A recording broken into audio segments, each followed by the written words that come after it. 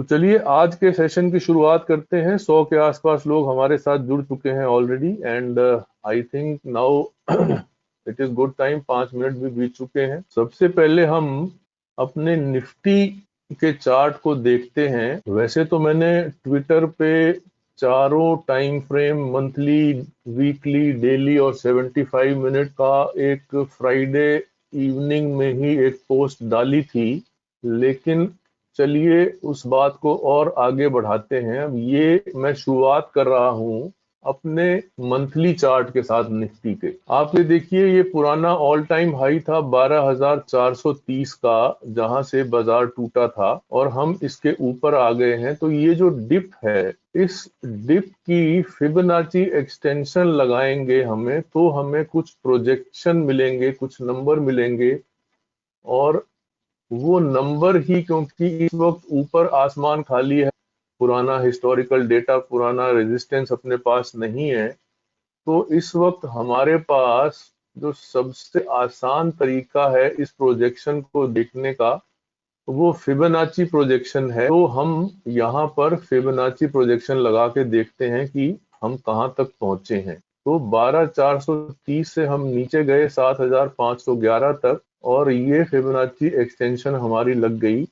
अब आप ये देखिए, ये फिबोनाची एक्सटेंशन के कुछ रेगुलर पॉइंट्स हैं, जैसे 1.13, 1.27, 1.414 और 1.618। ये जो रेगुलर एक्सटेंशंस हैं, इनके हिसाब से आप देख रहे हैं कि 1.27 हमारा आता था 13,760 के पास, वो हम पार कर चुके हैं। और उसके बाद अगला फिबोनाची एक्सटेंशन पॉइंट आता है 1.414, जो मोटे तौर पे 14,470 के पास आ रहा है। तो अगर हम फिबोनाची एक्सटेंशन की बात करते हैं, तो हमारे पास जो पहला मेजर प्राइस पॉइंट एक्सटेंशन या प्रोजेक्शन के हिसाब से आ रहा है, वो 14,467 या मोटा मोटी 14,470 के रूप में आप याद कर सकते हैं, दिमाग में बिठा सकते हैं।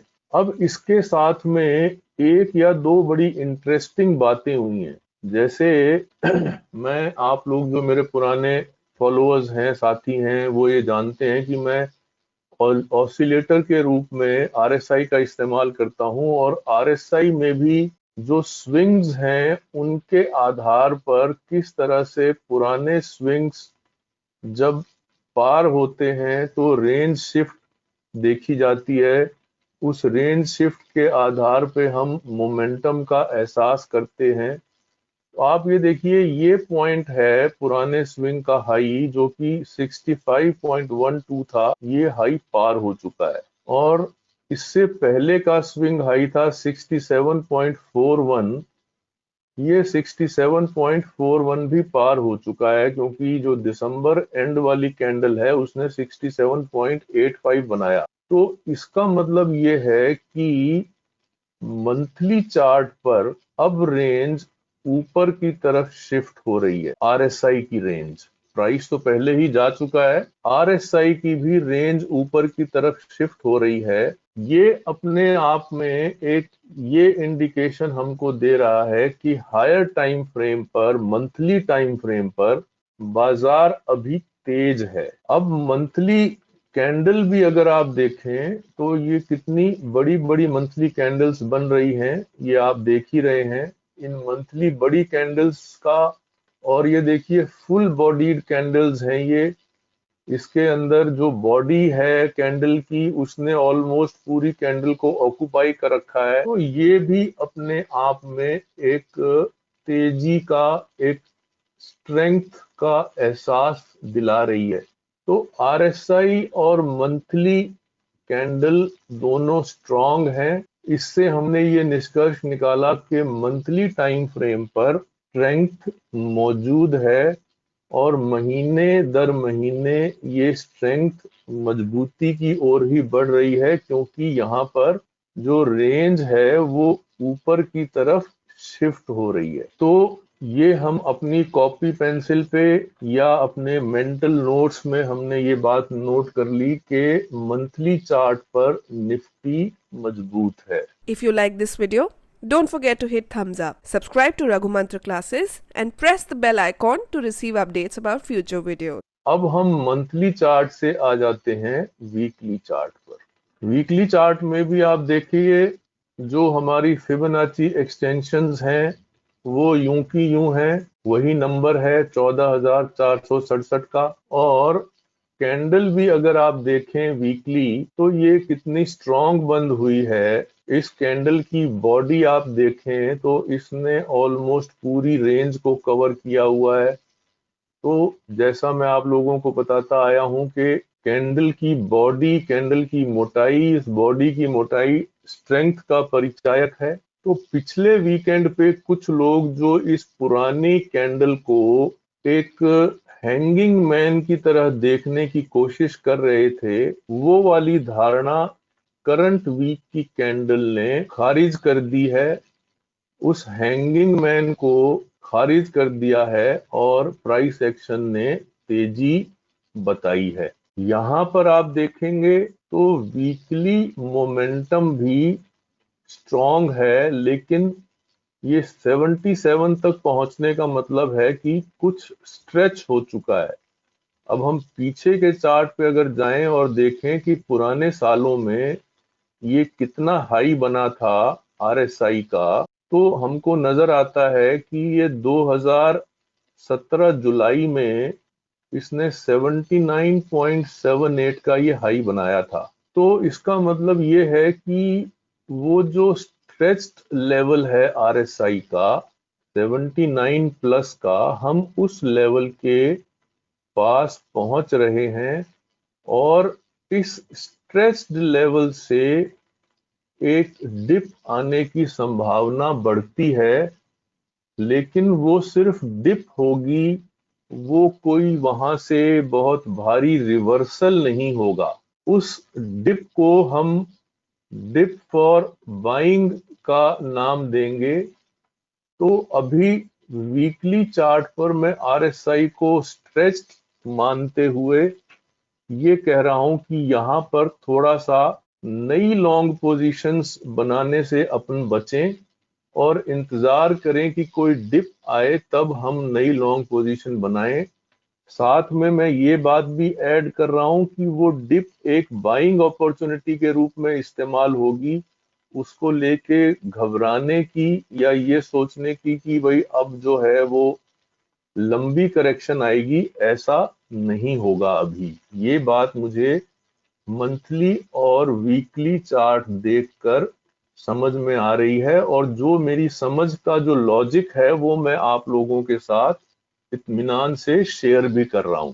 अब हम वीकली चार्ट से आ जाते हैं डेली चार्ट के ऊपर।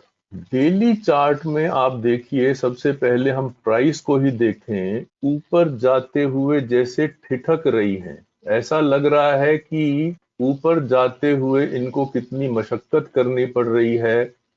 ये 3-4 डोजी जैसी छोटी छोटी कैंडल्स बनी हुई हैं जो कि एक दूसरे को अच्छा खासा ओवरलैप भी कर रही हैं। उसके साथ में अगर आप आरएसआई देखें तो आप ये देखिए, ये यहाँ पर प्राइस का पुराना हाई था 13,777, जहां से हमने एक दिन डिप मारा और फिर उस हाई के हम ऊपर चले गए।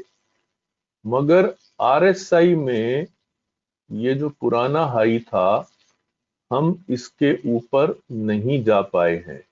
इसका मतलब कि प्राइस और आरएसआई के बीच का जो तालमेल था वो यहाँ पर कुछ गड़बड़ा रहा है। इसको हम अपनी टेक्निकल भाषा में कहते हैं अपीयरेंस ऑफ डाइवर्जेंस, कि आरएसआई डेली चार्ट में प्राइस के साथ में अपना मोमेंटम मेंटेन करने से थोड़ा सा पिछड़ रही है, कदम ताल बिगड़ रही है। अब हम इस पर्टिकुलर डेली चार्ट से आ जाते हैं 75 मिनट चार्ट पर। 75 मिनट पे भी मैंने जो चार्ट डाला था उसमें ये रेक्टेंगल ड्रॉ करके ये बताया था कि अगर ये रेक्टेंगल नीचे की तरफ ब्रीच होता है तो कमजोरी हो जाएगी, और ऊपर की तरफ ब्रीच होता है तो कंटिन्यूएशन रहेगी। तो अभी इन चारों टाइम फ्रेम के इस डिटेल्ड डिस्कशन का निष्कर्ष क्या निकला? इस डिटेल्ड डिस्कशन का निष्कर्ष ये है कि वीकली और मंथली चार्ट पर अभी तेजी है, लेकिन डेली और 75 मिनट चार्ट पर अभी कुछ थकान का अंदेशा नजर आ रहा है। 75 मिनट चार्ट पे निगाह बनाए रखिए।